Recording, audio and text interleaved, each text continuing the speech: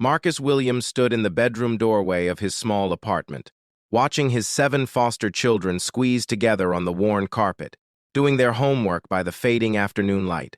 At 42 years old, he had never imagined his life would look like this.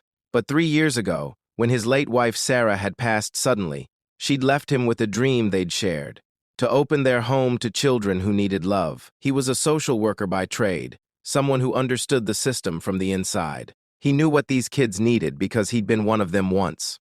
But understanding and providing were 2 different things.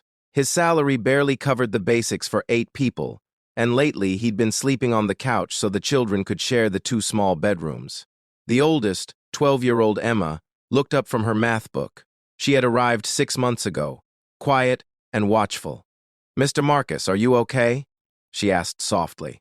He smiled, the kind of smile that had become his signature, the one that said everything would be fine even when he wasn't sure it would be. "Just thinking, sweetheart. Just thinking."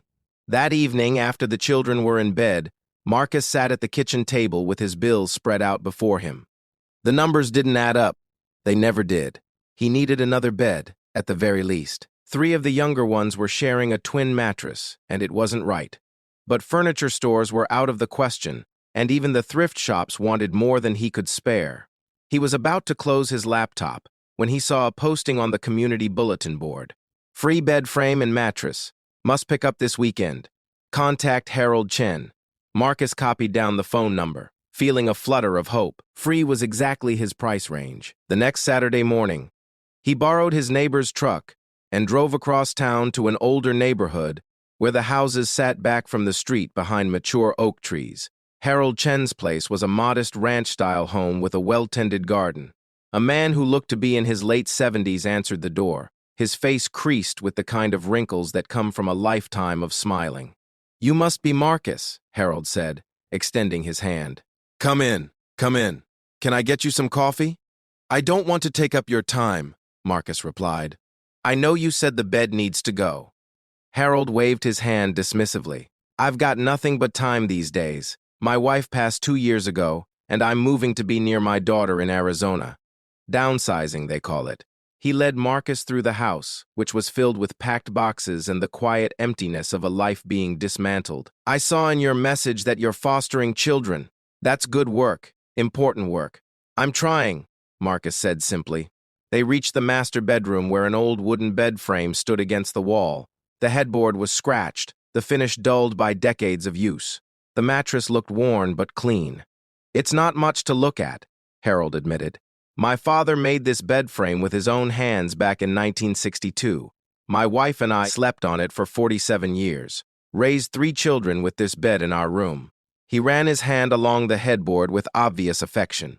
"I can't take it with me, but I wanted it to go to someone who would appreciate it, someone who understands that a bed is more than just furniture. It's where you rest, where you dream, where you gather your strength for the next day."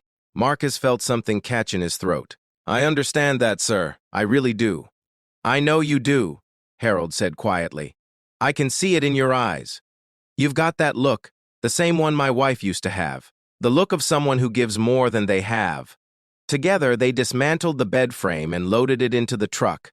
As Marcus prepared to leave, Harold pressed a folded piece of paper into his hand, instructions for putting it back together.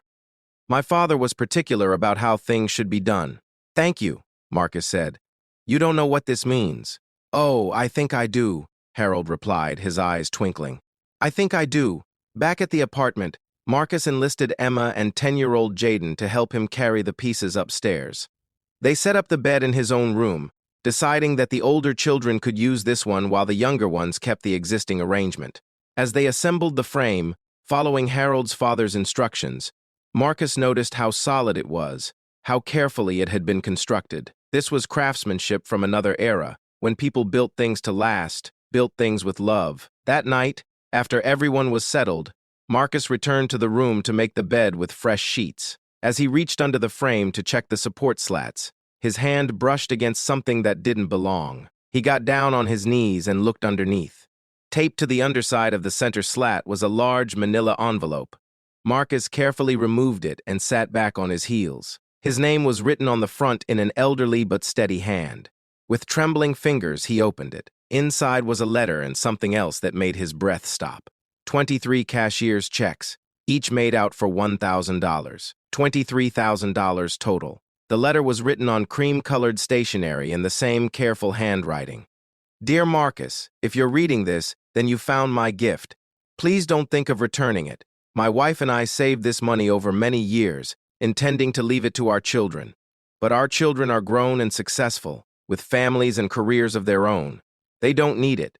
You do. Your children do. I learned something important in my 78 years, and I want to pass it on to you. Kindness multiplies. Love multiplies.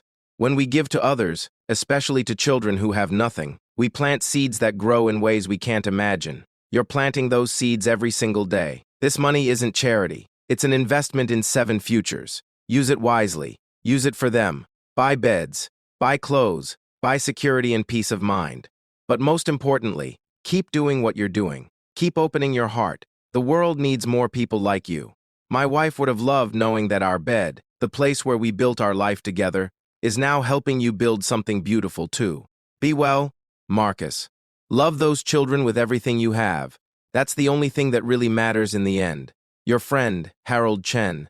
Marcus read the letter 3 times. Then he sat on the floor with his back against the bed, and he wept, not from sadness, but from the overwhelming weight of kindness, from the realization that somewhere in this complicated world, there were still people like Harold Chen, people who understood what really mattered. The next morning, he called Harold to thank him, but the number was disconnected. He drove back to the house, but it was empty, a realtor's sign already planted in the front yard. In the weeks that followed, Marcus used the money exactly as Harold had intended. He bought proper beds for each child. He replaced the apartment's ancient refrigerator that had been dying for months. He bought winter coats and new shoes. He set up college savings accounts for each child, even the youngest. And he kept enough in reserve for emergencies, for the unexpected moments that always came. But more than the practical changes, something shifted inside him. He had been running on empty for so long, driven by love and determination but exhausted by the constant struggle. Now, with this burden lifted, he could breathe. He could plan. He could dream again. 6 months later, Marcus received a letter forwarded from Harold's daughter in Arizona. Harold had passed away peacefully in his sleep, she wrote. While going through his papers, she'd found a journal entry from the day he'd given away the bed. It read, "Today I met a man who reminded me of everything good in this world. I gave him money, but he gave me something more valuable, hope. Hope that the next generation will be raised by people who care." Marcus kept that letter in his wallet. He read it whenever he felt overwhelmed, whenever the challenges of raising 7 children seemed too much. It reminded him that kindness creates ripples that spread far beyond our understanding. Years passed. Emma graduated high school with honors and went to college on a full scholarship. Jaden discovered a talent for music. The younger children grew stronger, more confident, more secure. They all knew the story of the bed, of Harold Chen, of the unexpected gift that had changed everything. On the 10th anniversary of receiving the bed, Marcus gathered all his children, now ranging from teenagers to young adults, around the dinner table. Some still lived at home, others had moved on but came back for this special evening. "I want to tell you something," Marcus said, looking at each face, seeing the people they'd become. 10 years ago, a stranger gave me a gift, but it wasn't really the money, though that helped more than I can say. The real gift was the reminder that we're all connected, that what we do matters, that love multiplies. Emma, now 22 and studying social work like Marcus, smiled through tears. "You gave us that gift every single day," she said. "You gave us a home.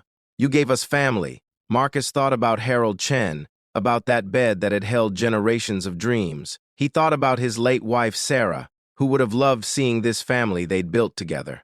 He thought about the twisting path that had led him here, to this table, surrounded by these beautiful souls. "The bed's still in the guest room," he said quietly, "still solid, still holding strong, just like family should." The truth was simple, Marcus realized.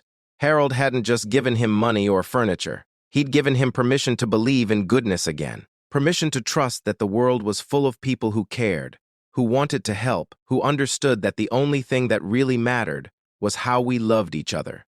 And that lesson, more than anything else, was what Marcus hoped to pass on to these 7 children who had become his whole world. Love multiplies.